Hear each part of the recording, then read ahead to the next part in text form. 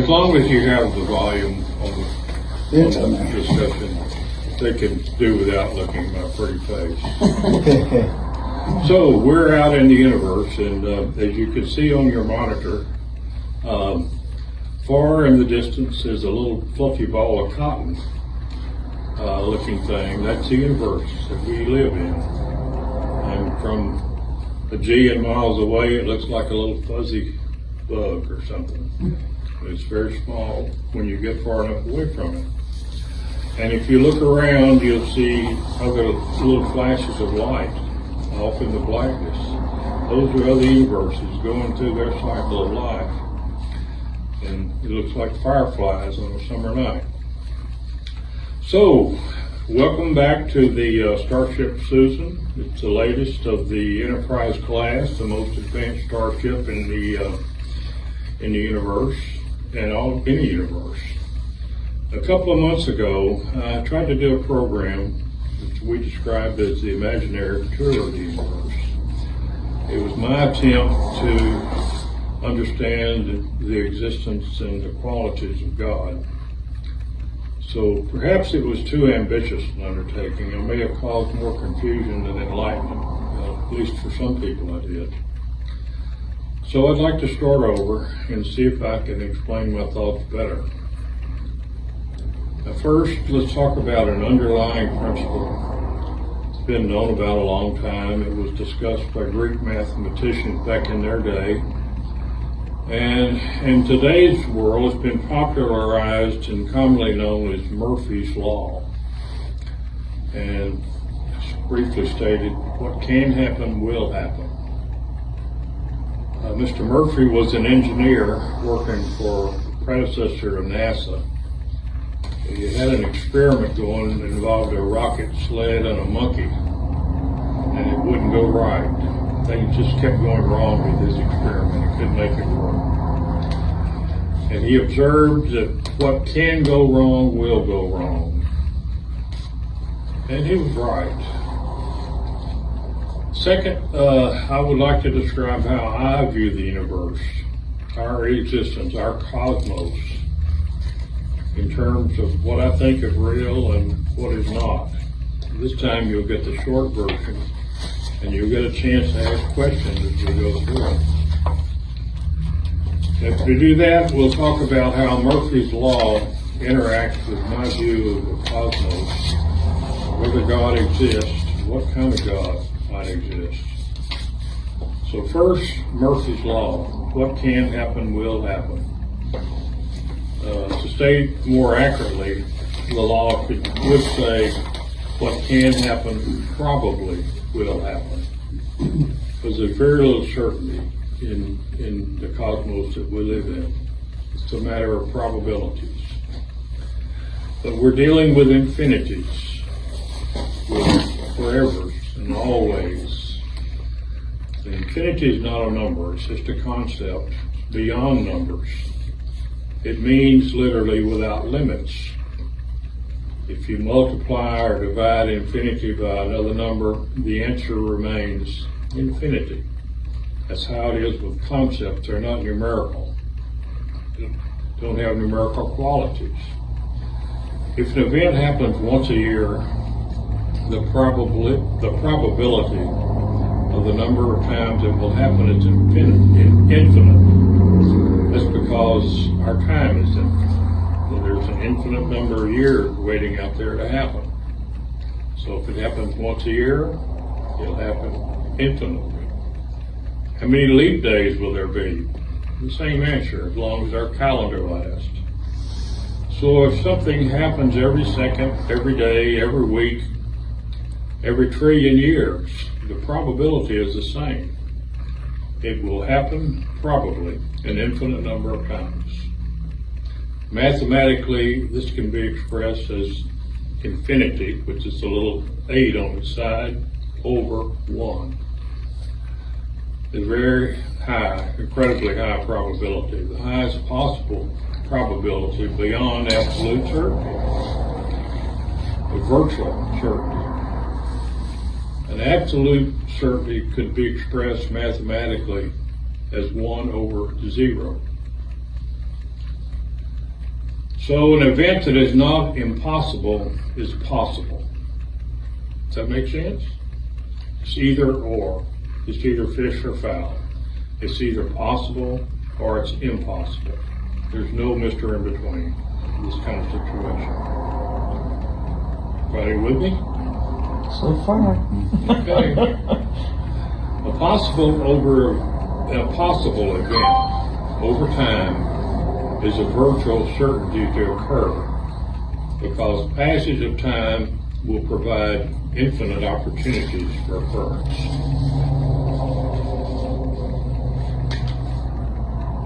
You give me that look. No, I'm concentrating. Okay. All right.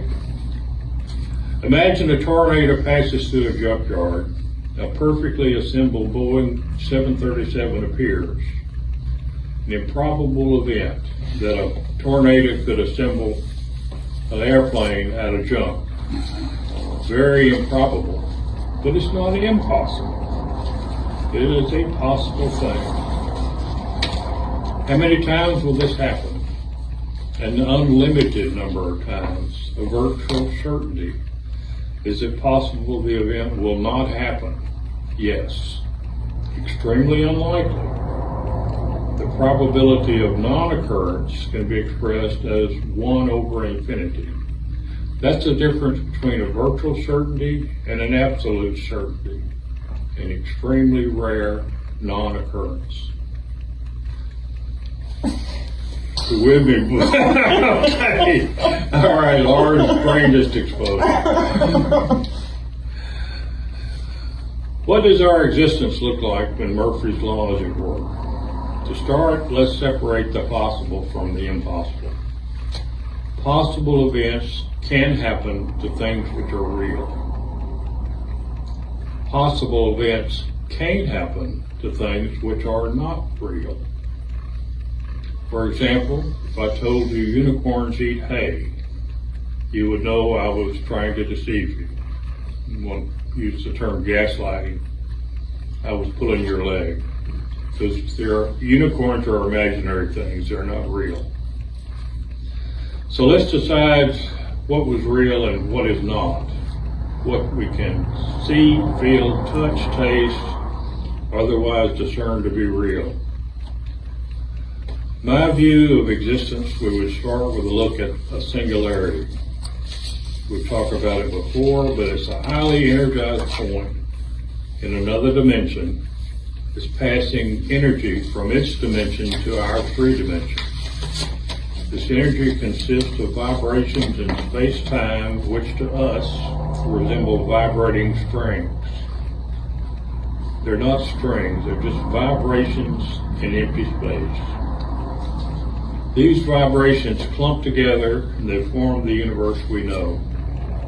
The clumps become hydrogen, hydrogen becomes stars, and stars become us and other stuff. As the singularity event continues, our universe expands. The singularity is still going on. It's going on everywhere. The rate of acceleration of the universe is increasing. The expansion is accelerating. In the future, the singularity will become empty. Expansion will slow, then stop, then reverse. The universe will fall in on itself, and all the string things in the universe will be crushed into a single, highly energized point. Remember, highly energized point is called singularity. So singularity creates the universe. It gets bigger, bigger, bigger, and finally runs out of juice. It starts slowing down, it comes back, crushes itself into a dot. And that's the singularity, it's a cycle.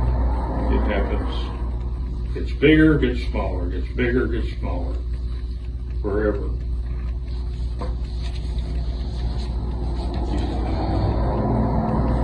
The cycle will go again and again, over and over, forever. Our universe will disappear and reappear again and again, forever. In the twinkling of an eye, the tinkling of a cymbal. The number of universes going through this cycle is infinite, because there's no limit. If you could look out at the field of universes going through the cycle, it would look like fireflies in the morning. So in this cosmos, this existence, what is real? There's space. Okay. Is that God calling? That's Carl Sagan. He wants to know why he didn't get credit for any of this information.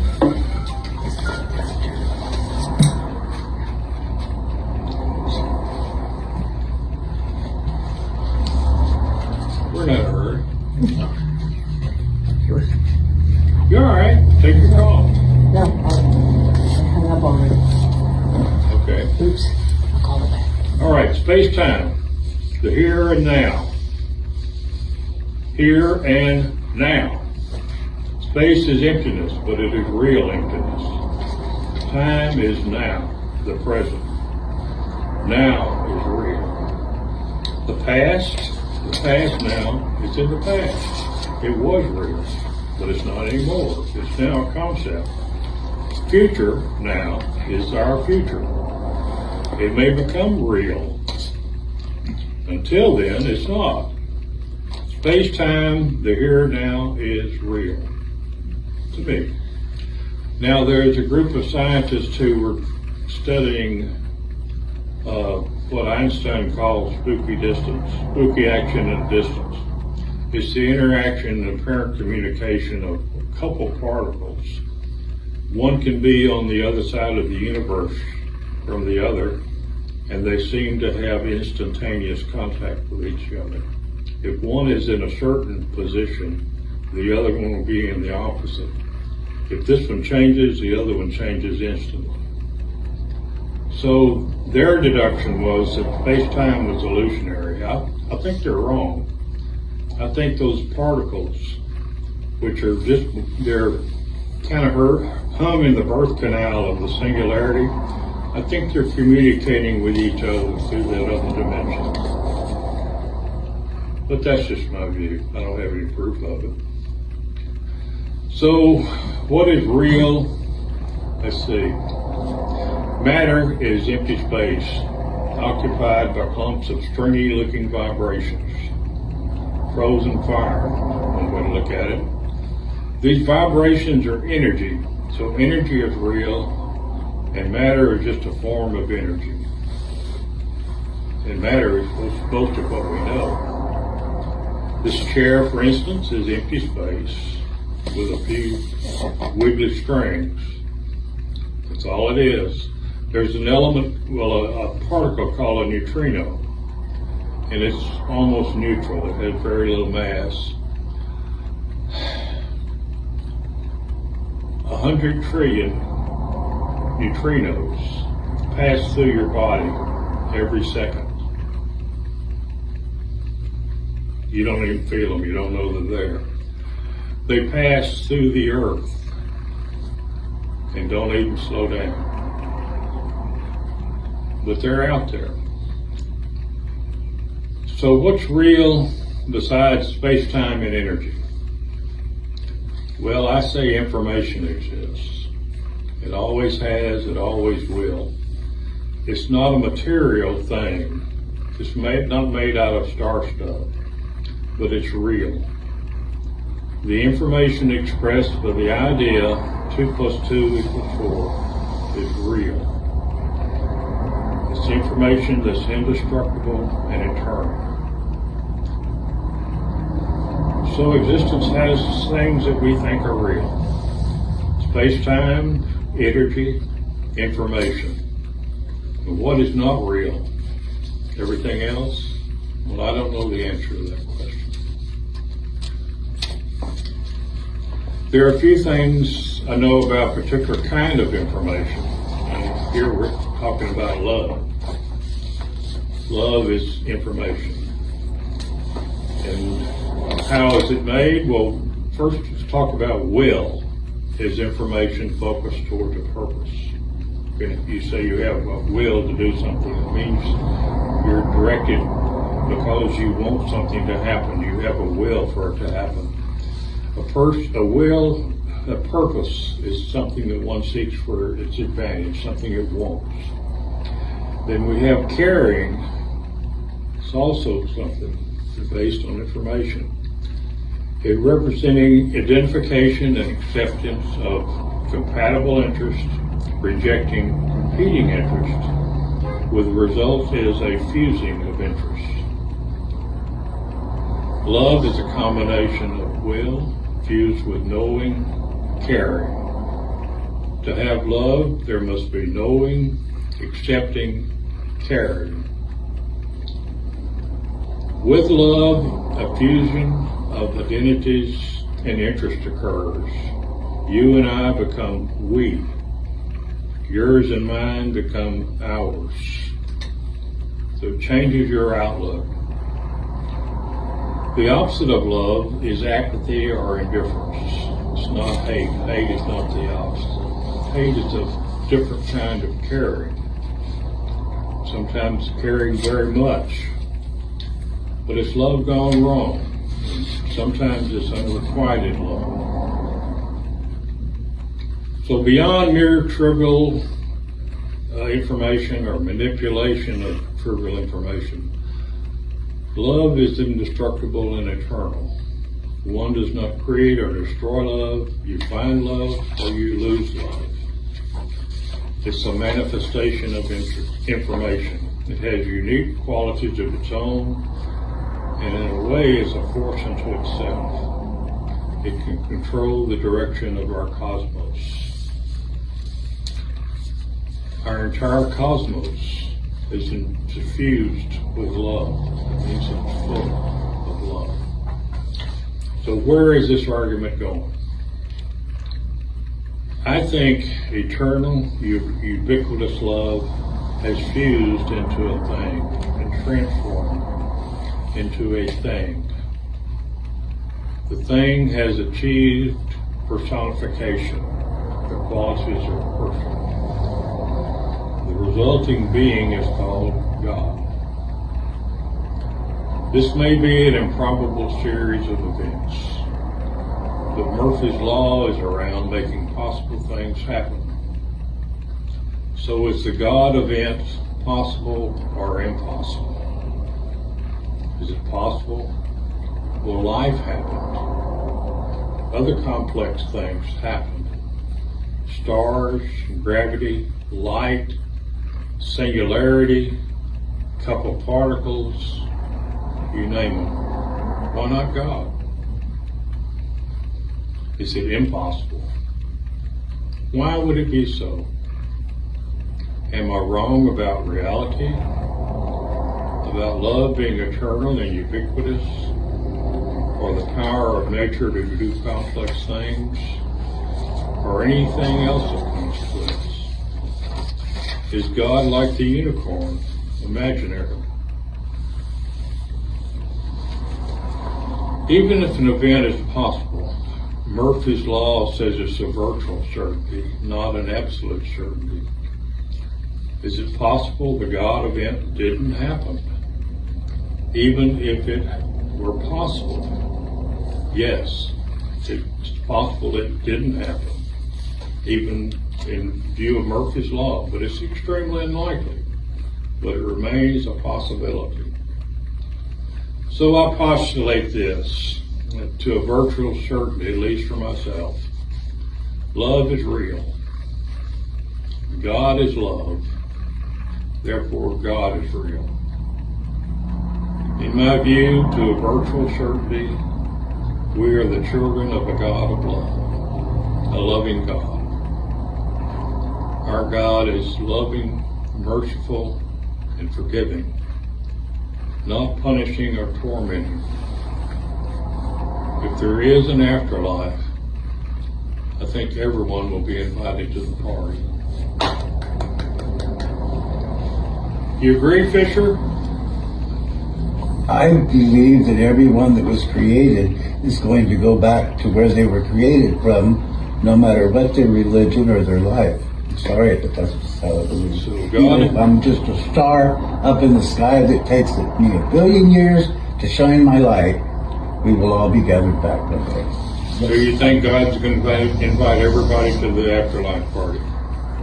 Well, I'm not sure I've received the invitation yet, but I know I'm going. Well, you and I are agreeing on that then. So in my view, the God of the Bible is judgmental, condemning, punishing. I believe the Bible of the God is a false God, invented by cruel men seeking to control others through fear. And I hereby give you my permission to believe what you want or not believe what you want.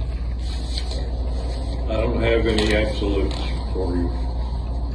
Whether we are believers or non-believers, maybe we can recognize that either position is, in the final analysis, an act of faith. An atheist has committed an act of faith, because you can't be absolutely certain that there is no God. I don't think there are absolute answers where God, as we conceive it, is concerned. We are free to think or believe as we choose. As you use, we generally respect the belief of almost anyone. I remember a fellow UU expressing his belief for a deity. It happened to be a little unusual. He said, "What I like about this place is you can worship a little yellow duck and nobody cares." His name was Tom Cox. He was talking about Northwoods. I guess I feel the same way. We share an attitude of tolerance for other beliefs. I think I draw the line when the duck gets mean. But I want to think about that some more. That's not a final decision.